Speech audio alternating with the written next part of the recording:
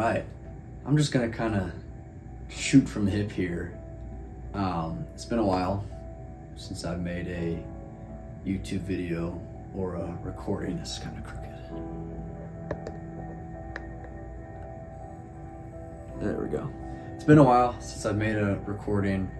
You know, I haven't really felt the need, felt the urge. I lost the spark for a little bit. I lost my inspiration to create, and I'm starting to get that back, so I want to scratch the itch a little bit. And so I want to talk a little bit about some things that I've been thinking about, some things I've just been pondering, you know, as a young man does. And one of those things is momentum. What is it? How do we create it? How do we keep it? How do we lose it? You know, these things, you know, they cross my mind from time to time, and I kind of want to share my thoughts a little bit and see if you guys agree with me, you disagree with me, you're a genius, you're an idiot, somewhere in the middle. It's entirely possible. So in order to talk about momentum, I think we need to define it. And I don't think there is a textbook, you know, dictionary definition of momentum. You can look it up and, you know, it'll give you some physics definition of a ball rolling down a hill, kinetic energy, whatever. That's not what I'm talking about. My definition of momentum is more like you wake up in the morning and you fly out of bed. You can't wait to start your day. You're attacking your day, your tasks, whatever it is. There's a fire that burns in your belly, and you're going about it with vigor and with tenacity. You're inviting hardship. You say, bring it on. You're not running from it, you're tackling it. But as I say this, it's not all brawn. You know, it's not, you can't just brute force your way through your days, your weeks, your months, years, decades. There's got to be some nuance. There has to be a sense of playfulness that you bring with your pursuit. There has to be some lightheartedness mixed in with your relentless pursuit of your mission, your goal, whatever that may be. And what I mean by that lightheartedness is you've got to make an effort to be a little bit lighter on yourself, you know?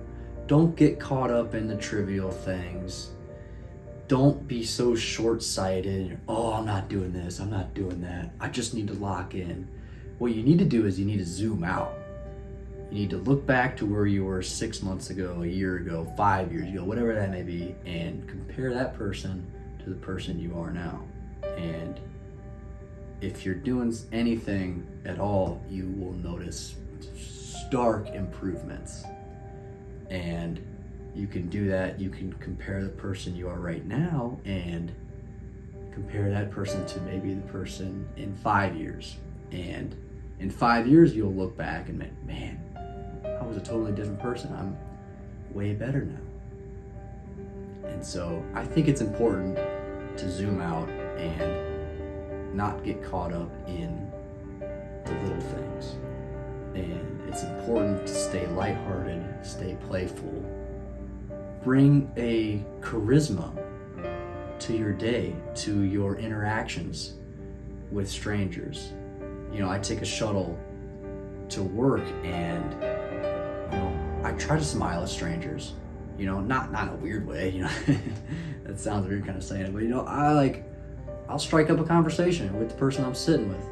You know, we'll talk for a couple minutes and, you know, make the conversation meaningful, make them feel heard. Let me ask you this.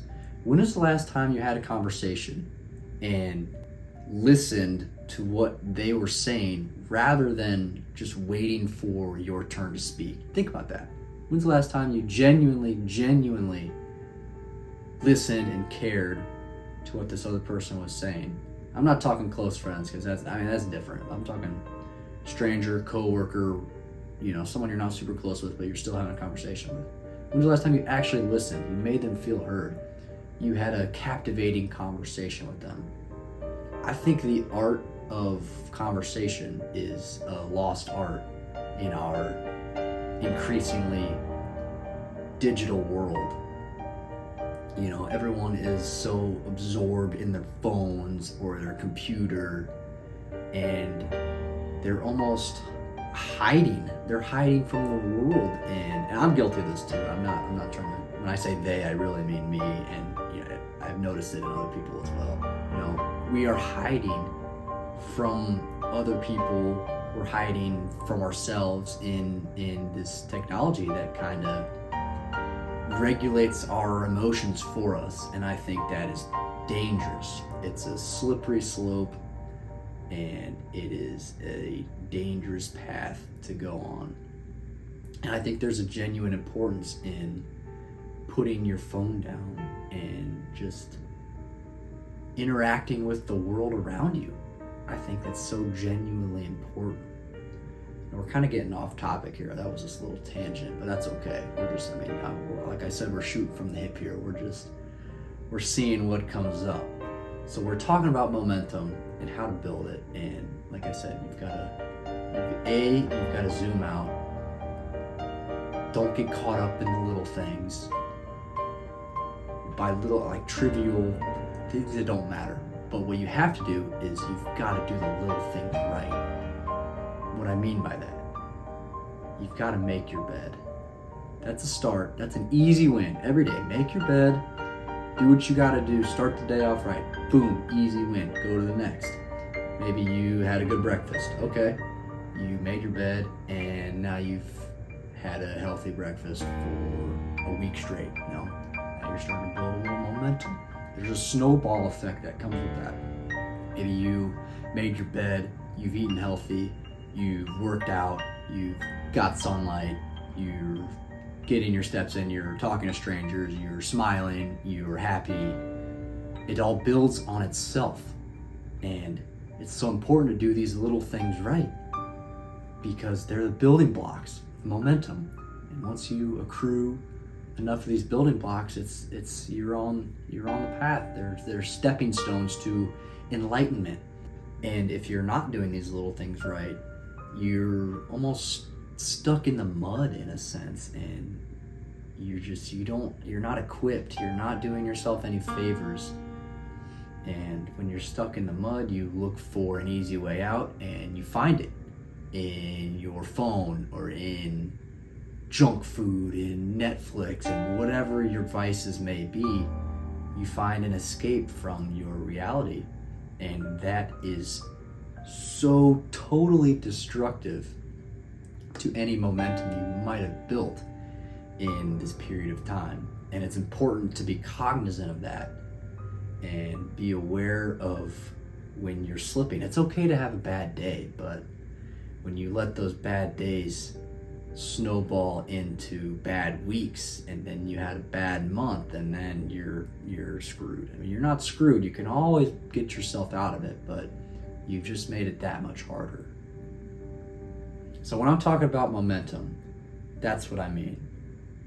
Doing the little things correctly, building upon those little things, building habit systems that reinforce these patterns. And it's crucial. It's crucial that you do this and you don't let yourself go. You're not doom scrolling. You're not doing all this shit that just fries your mind. Read a book. I mean, books are amazing. Books are the original TikTok, It's every page is a 60-second reel, whatever the hell they're called. All right, we got a little off track there, but that's okay. That's the point of these talks, or whatever you want to call them. I just hit record, and whatever bubbles up, we just kind of roll with it. I want this to be like a minimal style editing video, or we just kind of talk through some things. There's not any rhyme or reason to anything that happens here. But anyway, we've been talking about momentum. Now I want to talk about kind of the other side of that. And, if you're kind of in a rut and you don't know how to get out of it, you want to create something, you want to build something, but you don't know how to start. Maybe you think you have an idea and you're scared to start, and that's totally reasonable. But what I think when it comes to creating something, there are 3 things that will hold you back. You've got paralysis, perfectionism, pessimism. All 3 of those are cousins of the same family. They are all designed to keep you from starting it, whatever it is you want to start, a business, a brand, a YouTube channel, whatever the case may be. Those 3 things are going to do anything and everything in their power to keep you where you're at. And it can be a conscious effort, it can be an unconscious effort.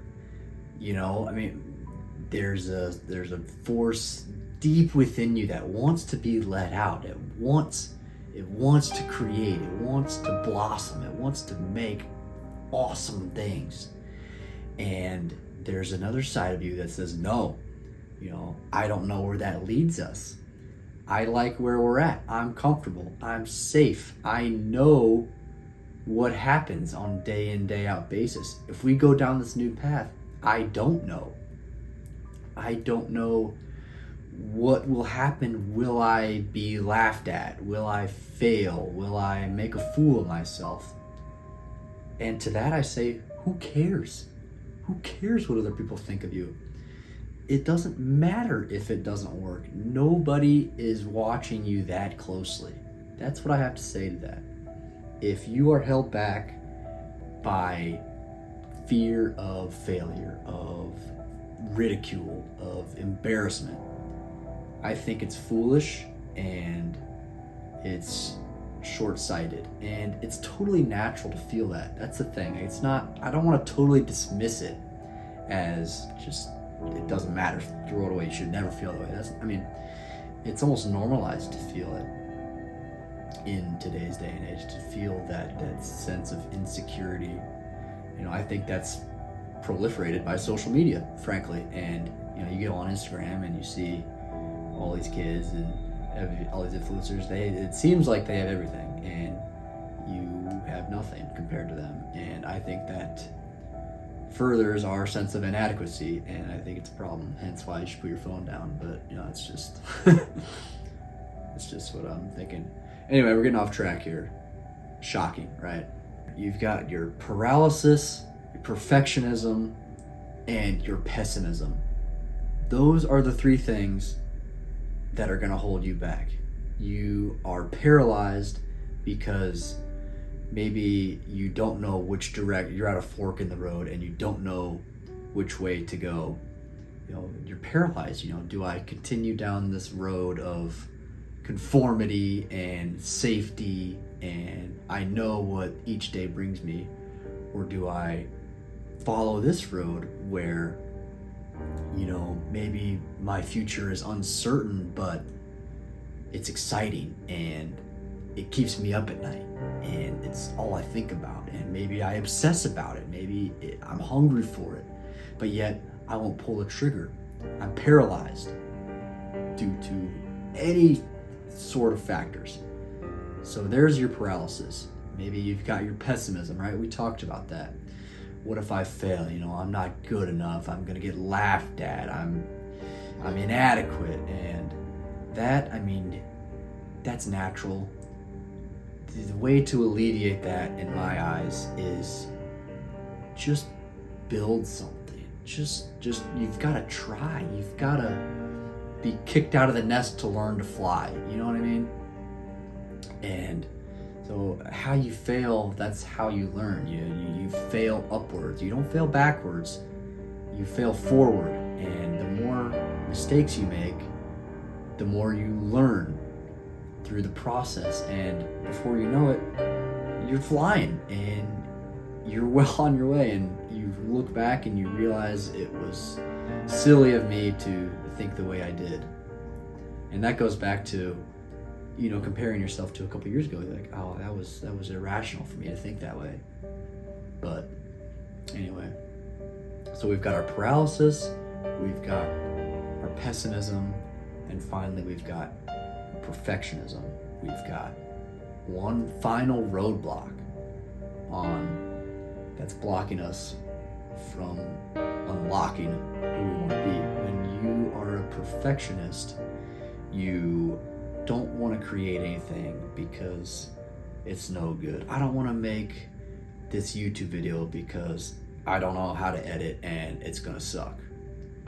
Make it anyway. Make it exist first and then refine it. Once it exists, then you can find where you can make improvements. So you can just bypass this perfectionism by just spewing it all out. Just make it exist and then make it better afterwards. You can't be stuck in this mode of everything I make has to be perfect. That's just unrealistic. You will make mistakes along the way, and perfectionism is a surefire way to make sure nothing gets done. And those are my thoughts on that. Those three are deadly when it comes to creation, when it comes to motivation, when it comes to inspiration. You've got to be very aware when you're dealing with those. And those are kind of umbrella terms, you know. There are some, those are pretty broad terms. I think they encompass a lot of what we deal with when it comes to bringing the creative side of us out. And I think you need to be audacious with your creation. You need to create ignorantly. It doesn't matter what anybody thinks. It's up to you and you only. You create what interests you, what inspires you.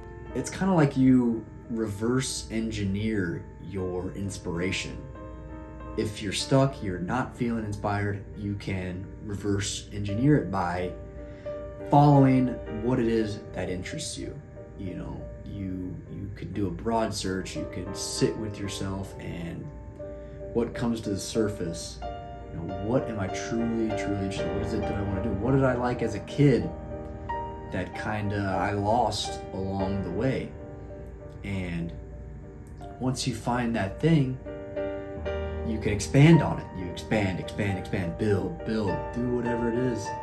And then you'll look back and say, wow, you know, I'm looking forward to this. I'm inspired. I wake up, I jump out of bed. I want to do this. It's the last thing on my mind when I go to sleep.